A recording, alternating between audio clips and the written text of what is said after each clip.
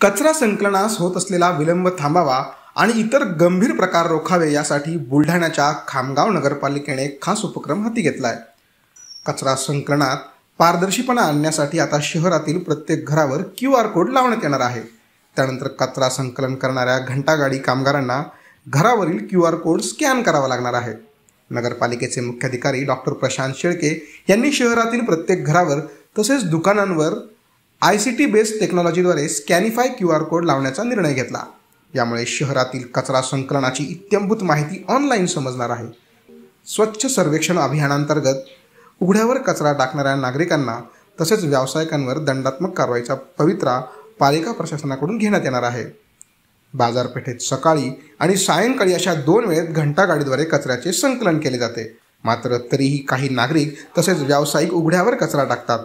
जुन्या नगरपालिका इमारती शेजारी कचरा टाकणारे व्यावसायिक आता पालिकेच्या रडारवर असल्याचं दिसून येत आहे। त्याचवेळी बाजारातही कचरा टाकणाऱ्यांवर पालिकेचा वॉच राहणार आहे। येत्या काही दिवसात हा उपक्रम नगर परिषदेकडून राबविण्यात येणार आहे। नगर परिषद खामगावच्या वतीने घनकचरा व्यवस्थापन अंतर्गत आपण QR कोड बसवून कचरा संकलनाचा नवीन उपक्रम आपण सुरू करत आहोत। राज्य शासनाच्या ज्या काही सूचना आणि केंद्र शासनाच्या ज्या काही सूचना आपल्याला प्राप्त आहेत त्या अनुषंगाने कचरा व्यवस्थापनामध्ये अधिक पारदर्शकता येण्यासाठी त्याबद्दल तसेच कचरा व्यवस्थापन अधिक प्रभावीपणे आपल्याला राबवायचं आहे। त्या अनुषंगाने आपण ही नवीन मोहीम आपण चालू करत आहोत। प्रत्येक आपण मालमत्तेवर आपला QR कोड असेल आणि QR कोड स्कॅन केल्यानंतरच तो कचरा घेतला आहे किंवा नाही याबाबत आपण पडताळणी करणार आहोत। तसेच या अनुषंगाने मी सर्व खामगावच्या नगरवासियांना आवाहन करू इच्छितो की सर्व नागरिकांनी ओला आणि सुका कचरा वेगळा द्यावा।